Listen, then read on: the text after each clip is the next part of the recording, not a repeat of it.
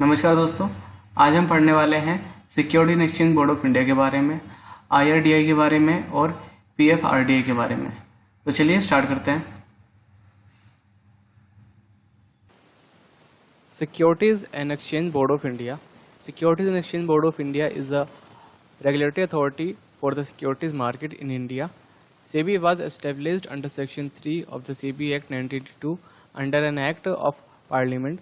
The preamble of the SEBI Act describes the basic functions of the SEBI, thus to protect the interests of investors in securities and to promote the development of and to regulate the securities market and for matters connected therewith for incidental thereto. Thus, SEBI's primary role is to protect the interest of investors in securities and to promote the development of and to regulate the securities market for measures it thinks fit. So, यहाँ पे ये बताया गया है जो securities and exchange board of India है यानी जो सेबी है वो रेगुलेटरी है सिक्योरिटीज मार्केट की और ये बनाई गई थी as per the section 3 of SEBI act 1982। अब यहाँ पर सेबी का काम क्या है? सेबी का काम यह है कि जो इन्वेस्टर्स हैं उनका जो इंटरेस्ट है यानी जो राइट्स है उसको प्रोटेक्ट करना और सिक्योरिटीज मार्केट को रेगुलेट करना और उसके जो इंटरमीडिएट्स हैं या फिर जो मार्केट पार्टिसिपेंट्स हैं वो कौन कौन से एक्टिविटी कर रहे हैं उनका सुपरविजन करना। यानी यहाँ पे हम लिख सकते हैं कि जो सेबी का जो प्राइमरी रोल है वो ये है कि इन्वेस्टर्स के जो इंटरेस्ट है यानी जो राइट्स हैं उनको प्रोटेक्ट करना और प्रमोट करना सिक्योरिटीज मार्केट को। SEBI's regulatory jurisdiction extends over corporates in the issuance of capital and transfer of securities, in addition to all intermediaries and persons associated with the securities market. It can conduct inquiries, audits, and inspections of all concerned and adjudicate offences under the Act. It has power to register and regulate all market intermediaries and also to penalize them in case of violation of the provisions of the Act, rules and regulations made thereunder.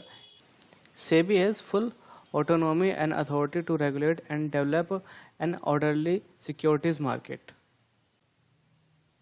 सबसे पहले यहाँ पे ये बताया गया है कि जो हमारी सेबी है वो रेगुलेट करती है हमारे सभी कॉर्पोरेट्स को, चाहे वो कैपिटल इशू कर रहे हैं या फिर वो सिक्योरिटीज़ को वो ट्रांसफ़र कर रहे हैं। और इसके अलावा जहाँ जितनी भी हमारी इंटरमीडिएट्रीज हैं या फिर पर्सनस हैं जो कि सिक्योरिटी मार्केट से एसोसिएट करते हैं, सो उन सब पे जो कंट्रोल है वो सेबी करती है। और इसके अलावा सेबी इंक्वायरीज कंडक्ट करा सकती है, ऑडिट कर सकती है, इंस्पेक्शंस कर सकती है, ठीक है। और सेबीज एक्ट के अंदर जितने भी ऑफेंसेस आते हैं यानी कि जितने भी क्राइम आते हैं तो उसके ऊपर भी जो रेगुलेशंस हैं वो भी सेबी ही बनाती है। फिर इसके बाद ये बताया गया है कि सेबी क्या करती है। सेबी जितने भी इंटरमीडिएट्स होती हैं सभी मार्केट के उनको रजिस्टर कर सकती है और उनको रेगुलेट कर सकती है। इसके अलावा उनके ऊपर पेनल्टी भी लगा सकती है या फिर उनसे फाइन भी ले सकती है अगर वो एक्ट के किसी भी प्रोविज़न का वो वॉल्यूशन करते हैं या फिर वो कोई रूल को अगर फॉलो नहीं करते हैं, ठीक है, या फिर सेबी का कोई जो ऑर्डर है वो नहीं मानते हैं, तो उस केस में सेबी उनके ऊपर पेनल्टी भी लगा सकती है। इसके अलावा एंड में ये बताया गया है कि SEBI has fully autonomy and authority to regulate and develop an orderly securities market. यानी कि सेबी खुद से ही सारा काम करती है, उसके ऊपर कोई फोर्स नहीं कर सकता कि आपको ये काम ऐसे नहीं ऐसे करना है। नेक्स्ट यहाँ पे हमें एक लिस्ट दे रखी है। The main functions of SEBI are listed as below. यानी कि सेबी के जो मेन फंक्शंस हैं वो क्या क्या हैं। तो सबसे पहले यहाँ पे दे रखा है protecting the interest of investors in securities. यानी कि इन्वेस्टर का जो इंटरेस्ट है यानी कि जो राइट्स हैं उसको प्रोटेक्ट करना, ये काम है सेबी का। सेकंड दे रखा है promoting the development of securities market. यानी सिक्योरिटीज मार्केट की जो डेवलपमेंट है उसको प्रमोट करना कि वो कैसे और ज़्यादा ग्रो कर सके। पॉइंट है regulating the business in stock exchanges and other securities market, registering and regulating the working of stock brokers, सब ब्रोकर्स एटसेट्रा। यानी पहले यहाँ पे ये बताया गया है कि जितने भी बिजनेस स्टॉक एक्सचेंज से रिलेटेड हैं या फिर स्टॉक एक्सचेंज में वो वर्क कर रहे हैं उनको रेगुलेट करना सेबी का काम है। और इसके अलावा जितनी भी सिक्योरिटीज मार्केट है, अगर वहाँ पे कोई बिजनेस चल रहा है तो उसको भी रेगुलेट करना सेबी का काम है। इसके अलावा यहाँ पे ये बताया गया है कि जो स्टॉक ब्रोकर्स होते हैं या फिर सब ब्रोकर्स या फिर कोई भी इंटरमीडिएट्स, ठीक है, उनका जो रजिस्ट्रेशन है और उनको रेगुलेट करना वो सेबी का काम है। ठीक इसके नीचे बताया गया है कि promoting and regulating self regulatory organisations in securities market, यानी कि प्रमोट करना और रेगुलेट करना किनको, सेल्फ रेगुलेटरी ऑर्गेनाइजेशंस को। तो ये काम भी किसका है, ये सेबी का। यानी सेबी क्या करती है, जितनी भी सेल्फ रेगुलेटरी ऑर्गेनाइजेशंस हैं उनको प्रमोट करना और उनको रेगुलेट करना। फिर हमें बताया गया है कि promote investors education and training of intermediates in securities market, यानी इन्वेस्टर को एजुकेट करना और इंटरमीडिएट्स को ट्रेन करना। ठीक है, तो इससे रिलेटेड जो प्रमोशन है या फिर जो प्रमोट करने का जो काम है वो सेबी का है। फिर हमें बताया गया कि जो prohibit insider trading in securities, यानी सिक्योरिटीज मार्केट में क्या होता है कि यहाँ पर इनसाइडर ट्रेडिंग इनलीगल है। अगर आपको इनसाइडर ट्रेडिंग नहीं पता है क्या होती है तो बता दूं कि अगर मान लीजिए आप किसी कंपनी में काम करते हैं या फिर आप किसी कंपनी से जुड़े हुए हैं, ठीक है, और आपके पास कोई ऐसी इंफॉर्मेशन है जो कि स्टॉक के प्राइस को ऊपर या नीचे कर सकती है, मतलब कोई एक ऐसी इंफॉर्मेशन है जिसके आने से जो स्टॉक है उसका प्राइस बढ़ सकता है या फिर गिर सकता है। अगर ऐसी इंफॉर्मेशन आपके पास है और आप कंपनी से रिलेट करते हो, ठीक है, तो उस केस में अगर आप ट्रेडिंग करते हो तो उसे हम बोलेंगे इनसाइडर ट्रेडिंग। या फिर मान लीजिए कंपनी का कोई इंटरनल पर्सन, उसके पास ये नॉलेज है, ठीक है, और वो ट्रेडिंग करता है तो उसे हम बोलेंगे इनसाइडर ट्रेडिंग, जो कि इनलीगल है। ठीक है, prohibiting fraudulent and unfair trade practices, अगर कोई फ्रॉड या फिर कोई अनफेयर ट्रेड प्रैक्टिस हो रही है सिक्योरिटीज मार्केट में तो उसको भी रेगुलेट करना या फिर उसको प्रोहिबिट करना सेबी का काम है। फिर इसी में हमें आगे बताया गया है regulate substantial acquisition of shares and take over of companies, calling for information from undertaking inspections, conducting inquiries and audits of the stock exchanges, intermediaries, self-regulating organizations, mutual funds and other persons associated with the securities market. तो ये सारे काम को regulate करना सेबी का काम है। अब वो चाहे शेयर ट्रांसफ़र हो रहे हों या फिर कंपनी का रजिस्ट्रेशन हो या फिर कुछ ऑडिट करवाना हो या फिर इंक्वायरी कंडक्ट करानी हो, ठीक है, तो ये सारा काम ये सेबी का है। नेक्स्ट है SEBI merged with the forward markets commission on September 28, 2015 and now regulates the commodities market in India. It is the regulatory body that oversees regulating and promoting forward and future trading in commodities. The regulator's role includes monitoring the trading conditions in the forward markets, including demand and supply and prices, and take necessary action to streamline the functioning of the market. It advises the government on guaranteeing and withdrawing recognition to associations and undertakes inspections of the associations. It prescribes regulatory measures for limits on open positions of clients and members, circuit filters to control price volatility, managing risk through margins, and specifying regulation for physical delivery of contracts and penalty for defaults. सबसे पहले यहाँ पे ये बताया गया है कि जो हमारा सेबी है वो मर्ज हो गया है फॉरवर्ड मार्केट्स कमीशन के साथ, ठीक है। और ये मर्जर कब हुआ है? ये हुआ है सितंबर 28, 2015 को। तो अब सेबी क्या करता है? अब सेबी कमोडिटीज़ मार्केट को भी रेगुलेट करता है, और उसके अलावा जो हमारा forward and future trading in commodities है उसे भी रेगुलेट कर। और ठीक उसी के नीचे ये बताया गया है कि जो हमारा सेबी है वो क्या करता है? वो मॉनिटर करता है ट्रेडिंग कंडीशंस को, कि फॉरवर्ड मार्केट में कौन कौन सी ट्रेडिंग कंडीशन बन रही हैं और इसमें कौन कौन सी चीज़ें इंक्लूड होती हैं, जैसे हमारी डिमांड, सप्लाई, प्राइसेस। सो इन सारी चीज़ों से रिलेटेड जो भी एक्शंस होते हैं और जो भी फंक्शंस होते हैं वो हमारा सेबी लेता है। इसके अलावा जो हमारा सेबी है वो गवर्नमेंट को ये भी एडवाइस करता है कि किन किन एसोसिएशन से उन्हें उनकी मतलब उन्हें मान्यता देनी चाहिए या फिर उनसे मान्यता ले लेनी चाहिए, ठीक है। और उससे रिलेटेड जो प्रोसेस है उसके बारे में भी सेबी गवर्नमेंट को टाइम टू टाइम गाइड करता रहता है। इसके अलावा जो हमारा सेबी है वो ये भी प्रेस्क्राइब करता है कि मार्केट में जो ओपन पोजीशन है वो कितनी रहनी चाहिए, कितने मेंबर्स के लिए, या फिर उसकी जो लिमिट है वो क्या होनी चाहिए। सर्किट फिल्टर वो भी सेबी लगाता है। मैनेजिंग रिस्क थ्रू मार्जिन्स, ठीक है, तो वो भी सेबी स्पेसिफाई करता है कि किस ट्रेड के लिए कितना मार्जिन ज़रूरी है, और फिजिकल डिलीवरी अगर किसी को चाहिए तो वो कैसे हो सकती है, और अगर कोई डिफ़ॉल्ट होता है तो उस पर कितनी पेनल्टी लगनी चाहिए, और जो उसकी पेमेंट है वो कैसे होगी। तो ये सारा काम जो है वो सेबी करता है। नेक्स्ट टॉपिक है हमारा insurance regulatory and development authority of India. IRDAI regulates the insurance sector in India in accordance with the terms of the IRDAI Act 1989.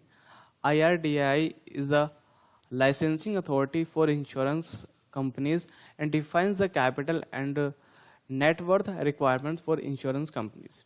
IRDAI's mission is to regulate, promote, and ensure orderly growth of the insurance sector, including the reinsurance business, while ensuring protection of the interest of insurance policy holders.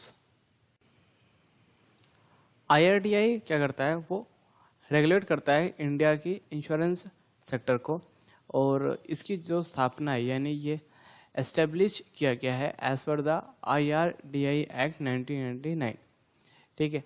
और IRDAI क्या करता है? वो insurance companies को licence देता है, और वो ये भी चेक करता है कि उनके पास इंश्योरेंस कंपनी चलाने के लिए उतनी कैपिटल है या नहीं, या फिर उनकी जो नेटवर्थ है उतनी है या फिर नहीं। अब IRDAI का जो मेन मिशन है वो ये है कि रेगुलेट करना, प्रमोट करना और इंश्योर करना, यानी कि ये तीन चीज़ करना है। क्या? इंश्योरेंस सेक्टर को, ठीक है। तो इंश्योरेंस सेक्टर को रेगुलेट कौन करता है? IRDAI, ठीक है। उसको प्रमोट भी वही करता है, और वो ये भी इंश्योर करता है कि जो इंश्योरेंस सेक्टर है उसकी जो ग्रोथ है वो बनी रहे। और उसके अलावा वो ये भी चेक करता है कि जो री इंश्योरेंस बिजनेस हैं वो कैसा ग्रोथ कर रहे हैं, और इसके अलावा जो इंश्योरेंस पॉलिसी होल्डर हैं, ठीक है, उनके जो राइट्स हैं यानी जो उनका इंटरेस्ट है उसको उसकी जो प्रोटेक्शन है वो हो रही है फिर नहीं। अगर उसका वॉयलेशन हो रहा है तो उसके लिए आप IRDAI के पास जा सकते हैं और अपनी कंप्लेंट फाइल कर सकते हैं। आगे भी कुछ यहाँ पे पॉइंट्स हैं। It ensure the awareness of insurance products to the rules laid down and defines the rules for the terms and condition of insurance contracts such as sum insured, surrender value, settlement of claims, nomination and assignment, insurable interests and others. It regulates the distribution of insurance products by laying down the qualification and training requirements of intermediaries and the payment of commission to distributor. IRDAI supervises the functioning of the tariff advisory committee that determines the rates for general insurance products. It also lays down the modalities for investment of funds by insurance companies। सबसे पहले हमें ये बताया गया है कि जो IRDAI है वो ये इंश्योर करता है कि जो भी प्रोडक्ट बेचा जा रहा है, यानी जो भी इंश्योरेंस पॉलिसी बेची जा रही है, उसकी जो वैल्यू है वो कितनी, यानी कि सम एश्योर्ड कितना है और उसकी सरेंडर वैल्यू कितनी है, सेटलमेंट ऑफ क्लेम्स कितना है, मतलब जो सेटलमेंट है वो कैसे होगी, नॉमिनेशन कौन है, मतलब जो नॉमिनी है वो कौन है, किसको असाइन किया गया है, और इंश्योरेबल इंटरेस्ट एंड अदर्स, यानी कि जो पॉलिसी होल्डर है उसके क्या राइट्स हैं, ठीक है। और इसके अलावा और भी जितनी चीज़ें हैं, यानी टर्म्स एंड कंडीशन क्या हैं उस पॉलिसी को लेने की। तो इससे रिलेटेड जितने भी रूल्स एंड रेगुलेशन हैं, ठीक है, उसको इंश्योर करना वो काम है IRDAI का।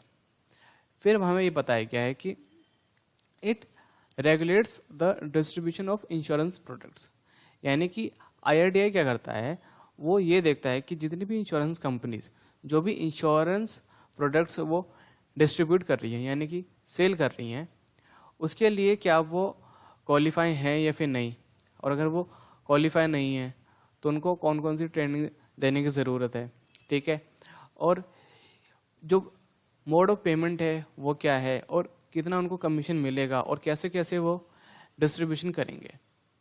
और इसके अलावा यहाँ पे नीचे दे रखा है कि IRDAI क्या करता है, वो सुपरवाइज करता है किसको, टैरिफ एडवाइजरी कमेटी का जो फंक्शन है, यानी कि ये कमेटी जो भी काम करती है उसको सुपरवाइज कौन करता है, IRDAI। तो यहाँ पर क्या होता है, यहाँ पर IRDAI ये पता लगाता है कि जो जर्नल जो इंश्योरेंस प्रोडक्ट्स हैं, ठीक है, उनका जो रेट है वो क्या है और क्या होना चाहिए।